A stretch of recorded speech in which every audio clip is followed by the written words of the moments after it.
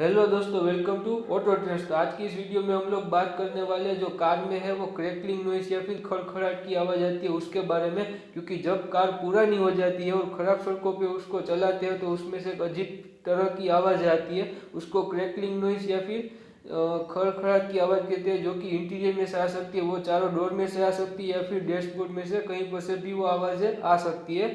तो उसको कैसे दूर किया जाए या फिर एक थोड़ा सा या फिर ज़्यादा कम किया जाए उसके बारे में मैंने इस वीडियो में आपको बताया है। तो मैंने अपनी वैगनर में ये किया है, क्योंकि उसमें चारों डोर में से काफ़ी अजीब सी आवाज़ आती थी जब वो ख़राब सड़कों पे चलती थी। तो ये जो मैंने वीडियो में जो तरीका अपने उसको करने के बाद में वो आवाज़ें सारी एकदम से बंद हो गई है।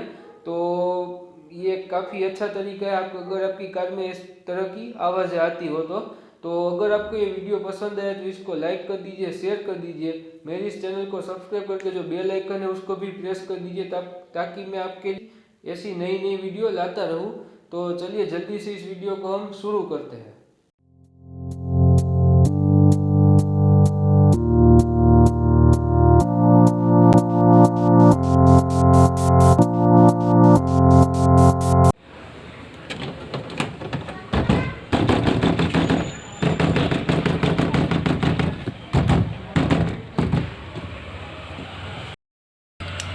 तो यहाँ पर आप देख सकते हैं कि कुछ इस तरीके से इसमें आवाज़ आती है।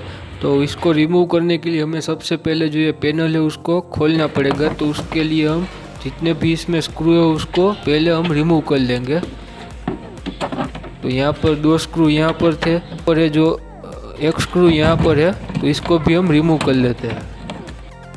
तो ये जो इसमें मैन्युअली विंडो को हम अप डाउन कर सकते हैं, तो ये इसका हैंडल है। तो इसको रिमूव करने के लिए सबसे पहले इसमें यू आकार की पिन लगी हुई होगी, उसको पहले हमें निकालना होगा। उसके बाद ये हैंडल है वो आसानी से बाहर आ जाएगा।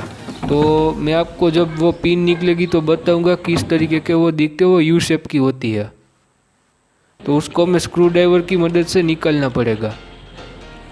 तो देखिए ये कुछ इस तरीके की यू शेप की पिन होती है, उसको निकाल लिया तो अभी हैंडल है वो आसानी से निकल गया। इसके बाद में जहाँ जहाँ पर भी ऐसा लगता है कि उसको पैनल रिमूव करने में वो आता है बीच में, तो उसको निकाल देना है। तो अब इसमें सारे स्क्रू निकल चुके हैं, वो हैंडल निकल चुका है। तो अब क्या करना है, बस इसको खींचना है, क्योंकि इसमें पुश बटन जैसा होता है, इसमें अब कोई भी स्क्रू नहीं है। तो हमें बस ये पैनल को है वो आसानी से खींचना है और ये काम आराम से करना है, क्योंकि अगर इसमें कोई भी पार्ट है वो टूट गया तो वापस झूल नहीं पाएगा, क्योंकि ये प्लास्टिक उस तरीके का होता है। तो आराम से काम करना है ताकि कोई पार्ट टूटे नहीं। अगर टूट गया तो वहाँ से अलग से आवाज़ आने लगेगी। तो ये पैनल है वो पूरा रिमूव हो चुका है, आप देख सकते हैं। तो अब ये पैनल रिमूव हो चुका है। तो अंदर से कुछ इस तरीके से ये दिखता है। तो अब हमें क्या करना है, अब किस किस जगह से आवाज़ आ रही है उसको हमें पहले देखना है। पैनल पे मार के देख सकते हैं या फिर किस जगह को किसी भी पार्ट को हिलाकर देख सकते हैं कि वहाँ पर से आवाज़ आ रही है नहीं, उसको पहले हमें चेक करना है अच्छी तरीके से। जैसे कि ये जो डोर को लॉक और अनलॉक करने का जो भी पार्ट है, दोनों पार्ट है, वहाँ पर से आवाज़ आ रही है, क्योंकि ये पीछे का पार्ट भी है वो हिल रहा है, जो कि बॉडी के साथ जब भी टच करेगा तभी उसमें से आवाज़ आएगी। क्योंकि दो मेटल अगर टच करते हैं तो उसमें से आवाज़ ऑब्वियसली आने वाली है। तो पहले हमें वो चेक कर लेना है कहाँ कहाँ पर से आवाज़ आ रही है।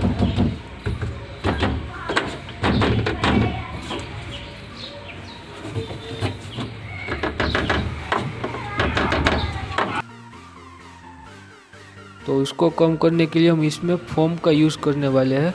तो जहाँ जहाँ पर से भी आवाज़ें आ रही थी हमने चेक कर लिया, वहाँ पर हम इस फोम को डाल देंगे ताकि आवाज़ है वो कम हो जाए या फिर बिल्कुल ख़त्म हो जाए। तो सबसे पहले हम जो ये डोर को लॉक अनलॉक कर जो डोर को खोलने का जो भी ये पार्ट है वहाँ पर रखने वाले, क्योंकि जो पुराना फोम है वो पिघल चुका है। तो नया फोम डालेंगे और इसमें भी हम फेविकॉल का यूज़ करेंगे, क्योंकि फेविकॉल लगाने के बाद में जो ये फोम है वो अपनी जगह पर एकदम चिपक जाएगा, वहाँ पर से हिलेगा नहीं, तो वो कहीं पर बीच में नहीं आएगा, क्योंकि अगर ये कहीं पर लॉक खींचने का जो भी ये पार्ट है उसमें बीच में आ गया तो लॉक काम जो ये पार्ट है वो काम करना बंद कर देगा। तो हम फेविकॉल का यूज़ करेंगे।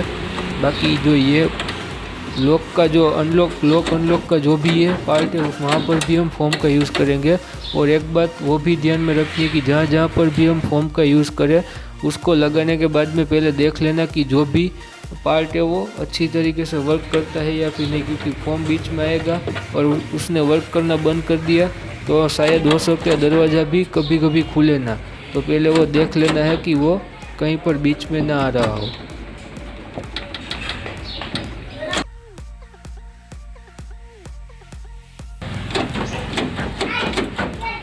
तो अब आप देख सकते हैं वहाँ पर से आवाज़ें बंद हो चुकी है।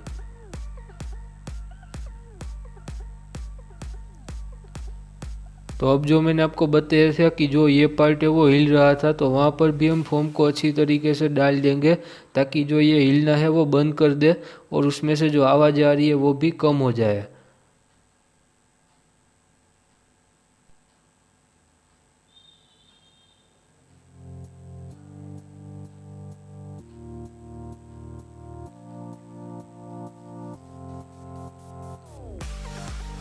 अब हम क्या करेंगे कि इसमें जितने भी नट बोल्ट है उसको अच्छी तरीके से टाइट कर देंगे। तो बस इसको अच्छी तरीके से हमें टाइट कर देना है, हर नट बोल्ट को चेक करके, क्योंकि अगर वो भी थोड़ा सा खुला हुआ होगा तो उसमें से भी आवाज़ें आ सकती है। तो उसको हम अच्छी तरीके से टाइट कर लेंगे। तो हमने सारे नट बोल्ट को टाइट कर लिया अच्छी तरीके से। अब वापस से लगता है जहाँ जहाँ पर से आवाज़ आती है वहाँ पर वापस से फोम हम डालने वाले हैं।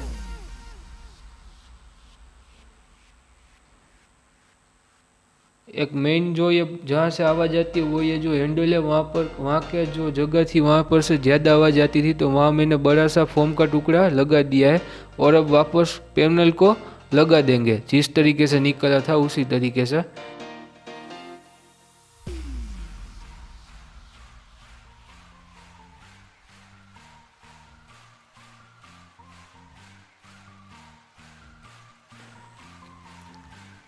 तो इसको अच्छे से प्रॉपर इसका जो भी जहाँ पर जगह है वहाँ पर बिठाएंगे और वापस से पैनल को पुश कर देना है, तो ये लग जाएगी और ये पैनल अच्छी तरीके से बैठ गई है। अब हमें क्या करना है,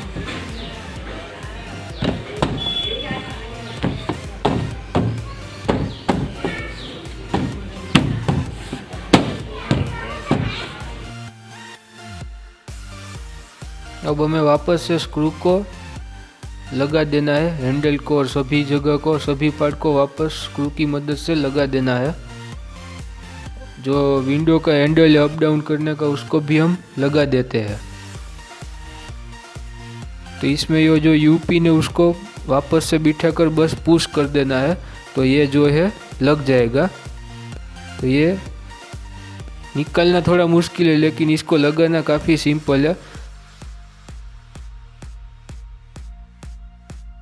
अब हम जितने भी पार्ट निकाले थे उसको वापस हम लगा देते हैं।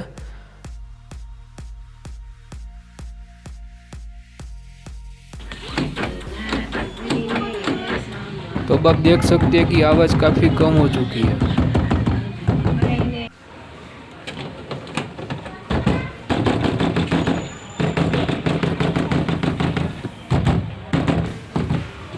पहले की तुलना में काफ़ी आवाज़ है वो कम हो चुकी है। तो अगर आपको ये वीडियो पसंद आई है तो इसको लाइक कर दीजिए, शेयर कर दीजिए और मेरी इस चैनल को सब्सक्राइब करके जो बेल आइकन है उसको भी प्रेस कर दीजिए। तो चलिए मैं आपको मिलता हूँ ऐसी ही किसी नेक्स्ट वीडियो में, तब तक के लिए टाटा बाय बाय और जय हिंद।